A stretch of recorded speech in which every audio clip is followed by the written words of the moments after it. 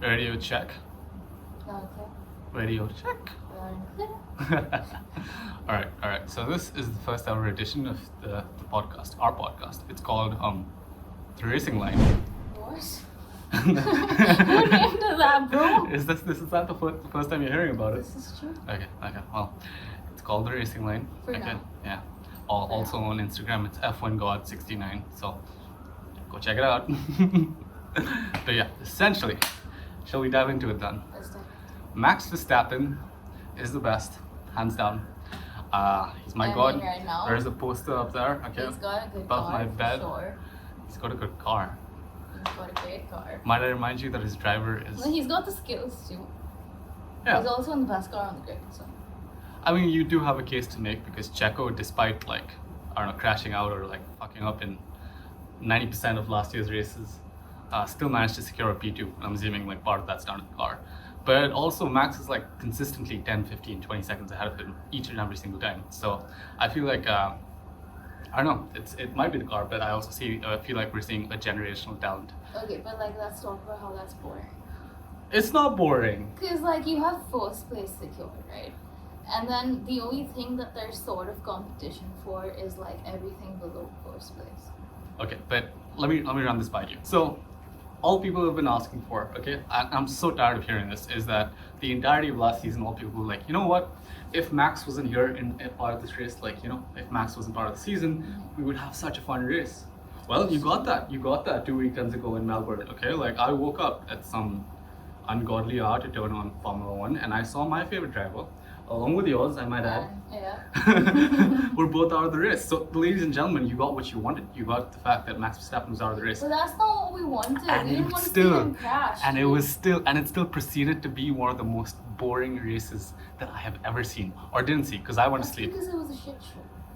It was not a shit show. It was a bit of a shit show. It was a boring race. Barely any overtaking. Yeah, but are you saying it was boring because Max wasn't in it, or even if he wasn't in objectively, would you have said oh, it's boring? See, I have a bit of personal bias here. I like Max. Okay, so if he was in it, I would have watched the race. But then I've heard. But when he's in it, the race is boring too. Yeah, but so I'm saying you got what you wanted, and it was still boring.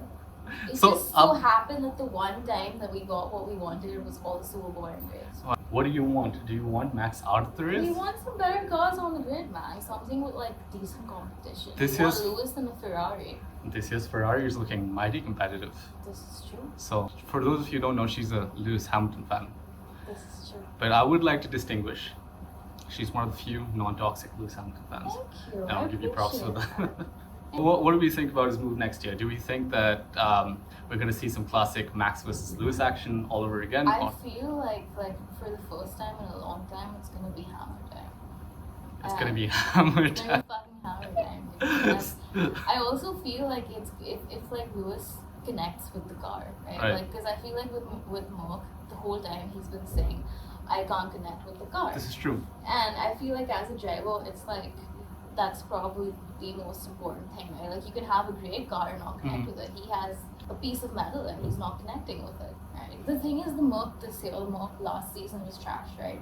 This season they promised us not trash and we got more trash. Well, but with that same car, which is, let's say if you put an Alex Albon in this season Merc, it would be bottom of the pit, right? Right. But you have Lewis driving it, and I feel like it just speaks to how great of a driver that he is, that he's driving this absolute shit show of a car. Yeah. And that he's averaging at 6th, 7th place. But I would like to point out that what you're saying right now is that he's a good driver. He has a lot of skill. Right. And what's holding him back essentially is that hunk of metal that they call the Mercedes, right? This is true. But of the four races that we've had this year, I want to say George Russell has outperformed Lewis Hamilton. Why? Most of them. Because he's connecting with the car that Lewis hasn't. I just simply feel that Lewis isn't quite what he once was, and other drivers on the field are Why would you at his feel level. that way though, without giving him a chance? He's been driving a shitty car. Okay, so I'll give you a parallel example, right? We've got another veteran driver in a shitty car, okay? Alonso. Fernando Alonso, and he's messing his teammate up terribly. So if Lewis is everything you claim that he is, he would also be extracting similar performance no matter what machinery he's given. he's given, he would still be extracting more performance out of it than his teammate. Okay, what is Alonso averaging at? Alonso is also averaging like 6th, 7th, Exactly. but in an arguably worse car. So imagine, And compared to his teammates, arguably Stroll- worse, but he's connecting with it regardless. Never have we heard from Alonso complaining about the car itself. We heard it last year because the car lacked top speed. Yeah, I mean he has a better car than last year, but it's still not as good as the But Mercedes. have you heard Lewis on every front? Have you not heard him complaining? I'm not connecting with the car, man. There's But- something wrong. My seat is broken. This is where my brakes are failing me. But I do believe part of being a great driver, like one of the greats, is that you're given a piece of machinery and it's also your adaptability to the machinery. It's how quickly you adapt to Tell it. me this: if you heard Max Verstappen complaining every single race about the state of his car and he's not connecting with it, would you say the same thing? I have a brilliant response to that. Thank you so much for bringing that up because he has, if you watch free practice of all the races this year, every single free practice he's been complaining about one thing or the other.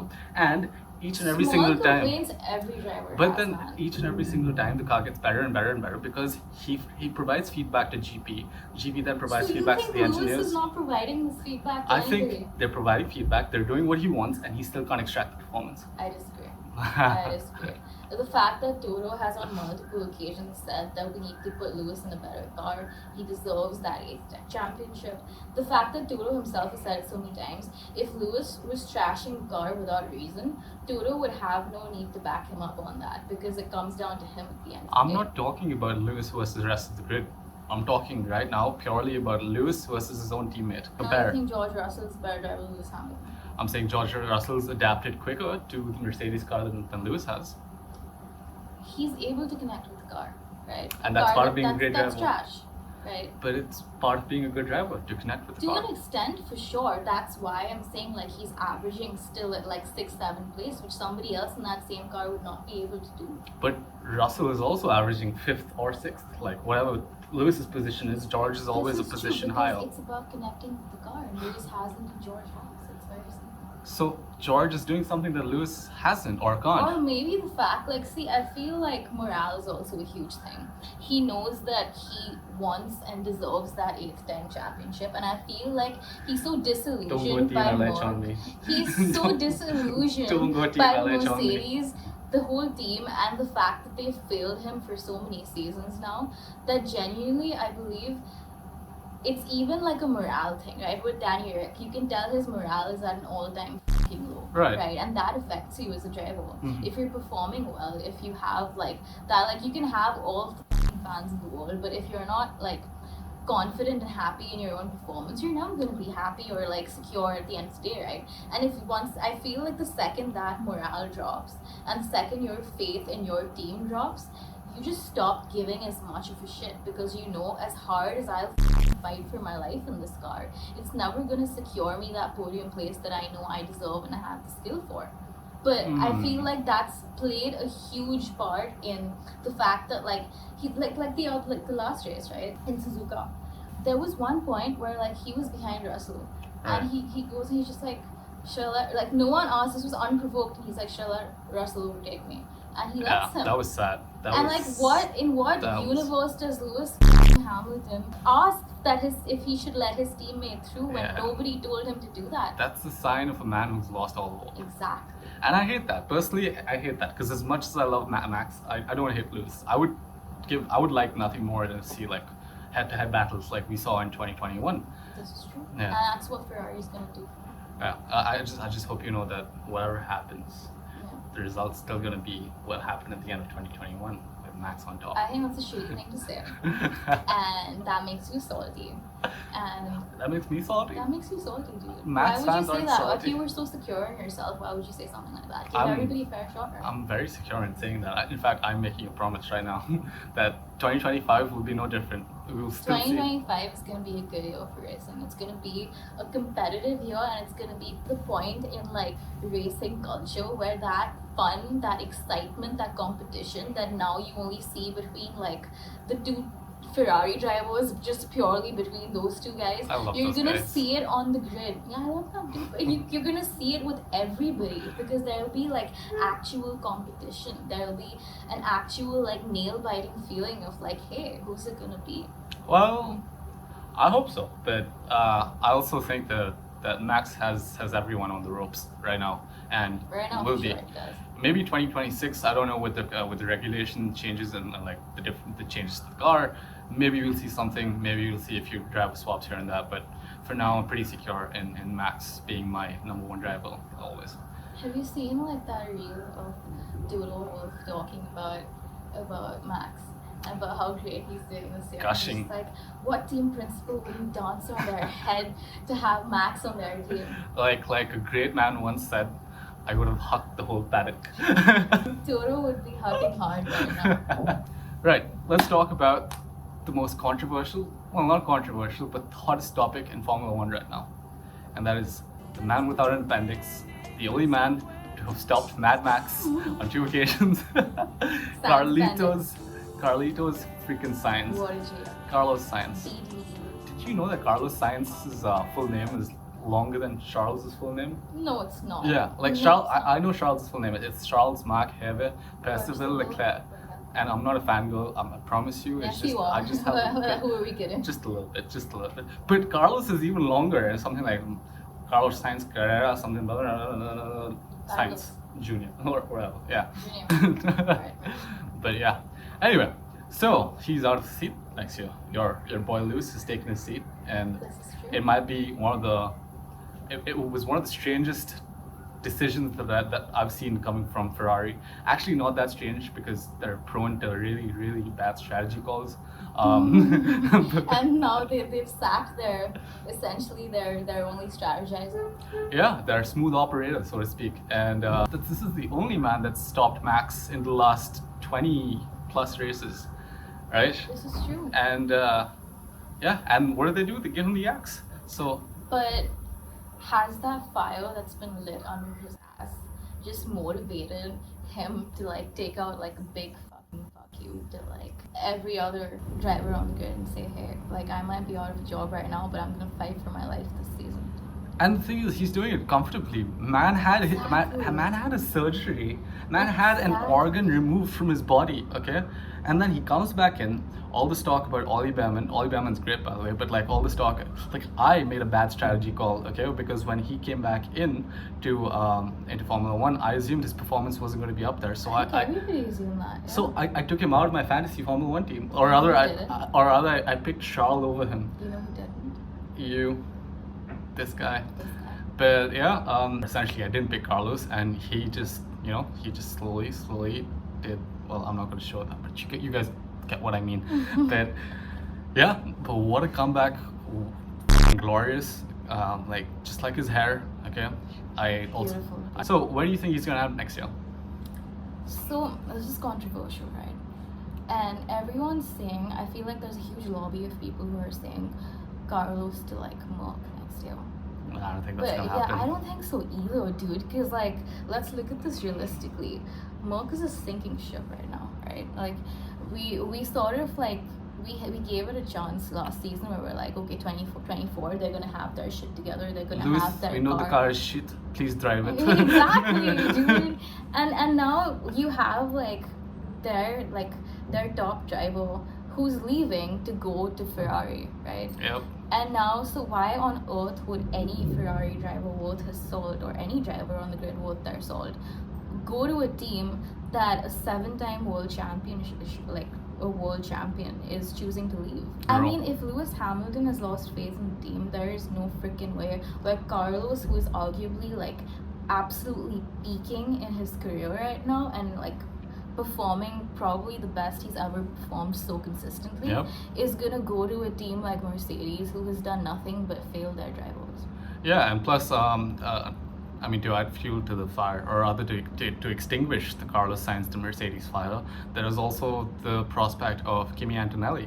and how serious Toto Wolff is about him, because we know that Toto missed out on a very young, promising driver once before that he would do anything to have back now, and I don't think I don't think he's going to want to miss out on that again. Yeah. So, but on that note, Kimi Antonelli, do you think he's ready to jump straight into a Mercedes seat like we saw Ollie Behrman take to like Mercedes, or do you think he's going to spend like time at like a lower constructor like maybe a Williams or an Aston Martin? Well, not Aston Martin because Fernando Alonso just re-signed with them, but like Yeah, I mean, it could go either way. Somebody I had in mind for replacing Lewis at Merck was Alex Albon, and I genuinely like feel very strongly about What are you smoking? Let me tell you. So I feel like the way that Alex has been performing so far, right? He's going great. Like in a Williams, I feel like he's doing probably better than most like average drivers would do on the grid. True. In a Williams, right? Mm-hmm. And I feel like genuinely he has the potential to do really well. And if not, like he still has a fair bit of grooming to do, because I mean he is young. He's not the youngest for sure, but like he's young, and I feel like he's also like easy to work with as a driver. Right. And he's also the kind of driver that I assume would adapt well to like a new car. Fair enough. And therefore George Russell would take like front seat, because then he'd become like essentially their, which is a funny thought, but their like primary driver. And if Alex Albon has to sign with Merck, then I feel like, I mean, they probably still, if the car is still shit, they're probably still gonna average at like maybe 6, 7. But at least they'll be able to hold that they were doing Lewis, right? Fair enough. But it's also a question of the 2026 regulations, and I know that given the chance, Albon would jump ship and go to Mercedes any day. For sure. I mean, what driver wouldn't? Yeah, because I mean he's competing for points at the end of the day. But there is also the factor to consider that in 2026, with Audi coming in to replace Kick Sauber, everything might change because of the new regulations. You know, as Will Buxton would say, when the rules change, the rules change. Do you think Audi would recruit Alex Albon? So there are other drivers out there, realistically. Carlos Sainz for a fact, and that's the reason like there were so many rumors about Carlos Sainz to like Kick Sauber, because when Kick Sauber gets replaced by Audi, essentially Audi is going to absorb their drivers, and and so that's why it might have been a smart strategic move to sort of play the waiting game for a year.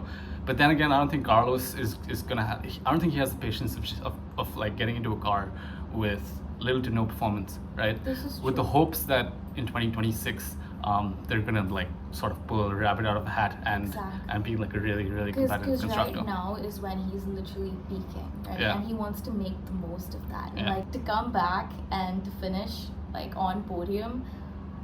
Sans appendix post surgery. Maybe that helped. You know, because he lost like 200 grams. So you know, in a Formula One car, losing any amount of weight can increase performance. That's a solid thought, dude. Actually, but if you think about it, like he must have had like bandages. He mentioned that he was in like a certain degree of discomfort post practicing, and it's also not normal, because like Alex Albon lost his appendix and he was out for, obviously there were like complications on his end, but like. Yeah.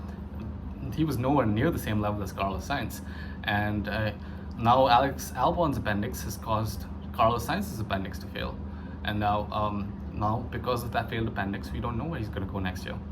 Actually, his failed appendix actually has given us so much clarity on how much of a good driver he is, that we know for a fact, or at least I'd like to believe that we know for a fact he's not going to go to like Kick Sauber, or he is going to be recruited by one of the big teams. Kick Sauber is not in question, dude.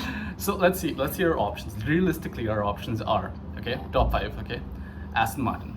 Not an option because Stroll's not going anywhere. And Alonso just re-signed like 2 days ago, right? That's true. Mercedes is an option, one seat free. That being said, it might be his last resort.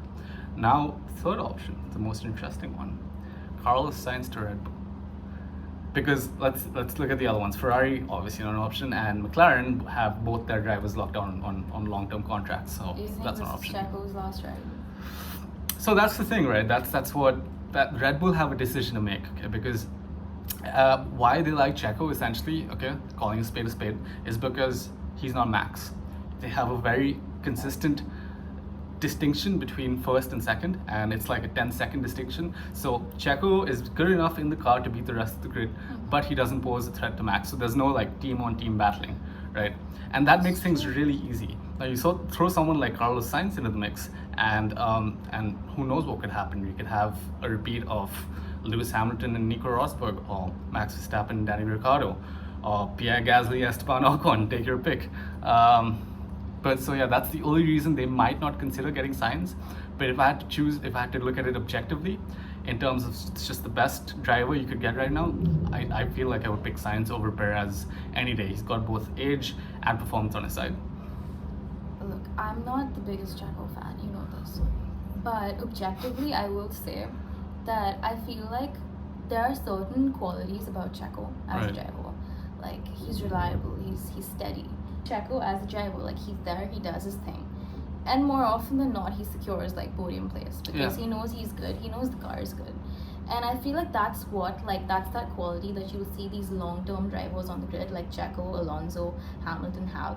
That sense of like familiarity, that they're just self-sure, you know? Right, yeah. So I feel like that's that sense of reliability that they have, that at the end of the day, Checo is good. And like, he has years of like experience that like lets you know that he is good for a fact. So I feel like that is probably why they're so secure having Checo around. But I feel like with Carlos, the way that man is performing right now in Ferrari, which no doubt is probably the second best car on the grid right now. Yeah. I feel like it's like every team principal's wet dream to see Carlos Sainz in like a Red Bull, just to see what that man can do in it, you know, with the way he's performing right now. Because it's like Max is the best out there right now, performance-wise. But Carlos Sainz is like this wild card this season, right? Absolutely. And now take that and take that wild card with the guy who's been consistently performing like crazy. And now, but like, people would kill to see that wild card in a Red Bull because you have no idea what that could do. It could shake everything up for all you know. Yeah, it could give, or it could give us a very dominant 1-2 performance across the whole Definitely, season. because I don't see Sainz playing second fiddle to Max in any scenario. He's not gonna. No driver willingly wants to play second fiddle to anybody. Checo like has sort of resigned himself to that, you know. But I also think Max has that extra bit of performance that puts him ahead of Sainz, just purely based on performance, Based not on even performance in his Red Bull. No, that's what we even don't Sans know the about car. Sainz in the Red Bull though. I'm saying even Sans the car, I still believe in Max. You are gonna say that because you're a Max fan, and that's okay. I'm saying that because Max Verstappen won his first ever race. Okay, he was thrown into Formula One at the tender age of 18. Okay, and he won the first race that he competed in. He won it in a Red Bull. I am not in arguing, a Mercedes dominant season. I am not arguing that Max Verstappen is a brilliant driver. Right. He is. That there is no doubt. There is no amount of like hate or like delusion. Thank you for that. That's gonna like not call a spade, right? Mm. But here's the thing. The scenario we haven't had so far is you got Max Verstappen, best driver on the grid, in a Red Bull. No. I skipped that last part. But Versus Carlos Sainz in a Red Bull. yeah. And that's a race that I want to see, you know. I want to see Max Verstappen in a Red Bull versus Lewis Hamilton in a Ferrari. And we're gonna see that next year for sure. Yeah. Dude, that's gonna be an interesting time. For sure, but I feel like, my top 2 picks for Carlos are, number 1 would definitely be Red Bull, and I feel like if Horner really has to like weigh his options, at the end of the day, what I really respect is that no matter how committed you might be to a certain driver or how like long they've been with you, at the end of the day, F1 is incredibly cutthroat, right? Yeah. And what you have before your love for a particular driver as a team principal is your love to like win and have your team being the winning team on the grid, and that will supersede your love for any driver every single time, right? Yeah. And I feel like Horner, there's no way that he's not considering this, and if he really has to like, I don't know, weigh his options, he's gonna see that the way they're performing right now with Checo and Max, what it could possibly be like with Max and Carlos. Even though like competition wise it might get a little insane the way Carlos and Leclerc, for example, are right now on the grid. Right. Except that's fun competition, you know, that's the kind of competition that makes the race not a boring race for a bit at least. I hope like it gets resolved soon. I wouldn't be mad either way. Like honestly, I'm secure enough in Max's driving to know that no matter who his teammate is, whether it's Checo, whether it's Carlos, whether it's Hamilton, he's still gonna be the very clear number one driver. And the second driver will always be second to him. That's my hot take on it. I mean, we might see a Max versus Carlos, or Max and Carlos in the same team next year. God knows that Carlos has age on his side over Perez, and that he isn't going to stick around as a free agent forever. So if they're going to act on it, I suggest they act on it quick, because Carlos himself has come out and said that I want this to be resolved quickly and I want to be sure about my future. So when they do that, I mean, F1's about to get very, very spicy in the next couple of months. What do you think about Ollie Behrman? Look, the guy did well, okay? P7, that's mad props to him. Insane. But having never driven in a Ferrari, an F1 car before. True. The G-force effect on his neck must have been like mad through the roof. It's totally different between F1 and F2. Yeah. But do I feel like he's ready for Formula One? Yeah. I feel like if you put him in he is. But I really hope that he doesn't get bogged down in like one of the bottom 5 teams, because that would be a waste. Okay, because we know Kimi Antonelli's he's a good shot for Mercedes, but at the same time, F1 is so cutthroat that where's the space? Like Fernando Alonso says all the time, you need to leave the space, but there is no space. Yeah.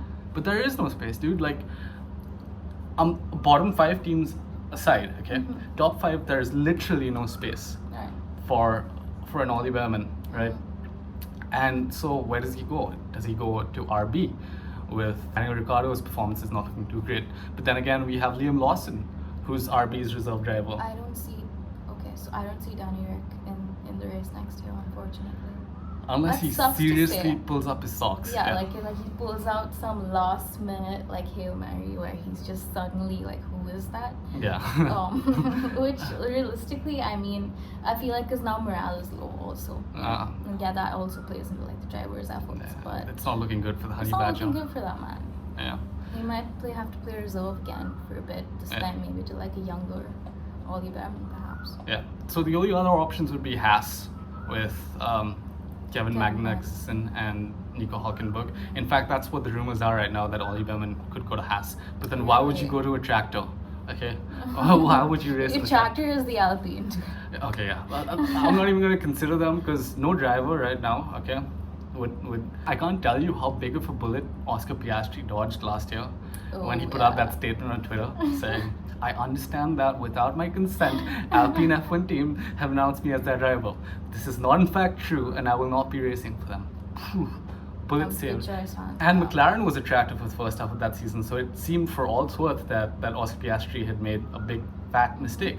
But then they turned things around, and now look at him. Yeah, speaking of McLaren, they're performing incredibly well. Yeah, I'd say they're even better. Like, their car is slowly but surely getting better than the Mercedes. It doesn't take a lot to do that. But yeah, and they also have like an incredibly young driver pairing. Okay? And 2 solid, good drivers. Like, they're green, but they're getting better with every season, right? I'm trying to recreate the Oscar Piastri face though. And then you have Lando, it's Friday, then Norris, who's, I mean, it's solid performance. Yeah, and I feel like even as like teammates, they're a great pairing. Yeah, they're incredibly wholesome. The only more wholesome thing that I've seen in Formula One is Max and Ricciardo, maybe, or Carlos and Charles. Oh, yeah. You know, because he gave him a gift because he's going away, and dude, that was the saddest broke my thing to heart. watch. It was so sad. Right. On that note, I think we've covered everything, mostly everything that we need to cover. Right. That's true. Yeah, I think we did a pretty good job for a first episode. I'm so proud of you. Right. So I'm going to be signing off now. I've never done an outro before, but I will give it my shot. Right. It's been the Racing Line. Okay. If you guys have any questions or comments or things that you would like us to talk about, leave it down below in the comments. Okay. Leave a like. Subscribe. We're going to be back. We'll do pre-race coverage, post-race coverage, and some wild shit in between. Tarni, would you like to say something to whoever's watching, the 1 or 2 viewers that we're gonna get in the first episode? I mean, why'd you put me on the spot like that? That's what doing a podcast is about. Use your brains. It's lights out and away we go. All right, see you. Bye bye.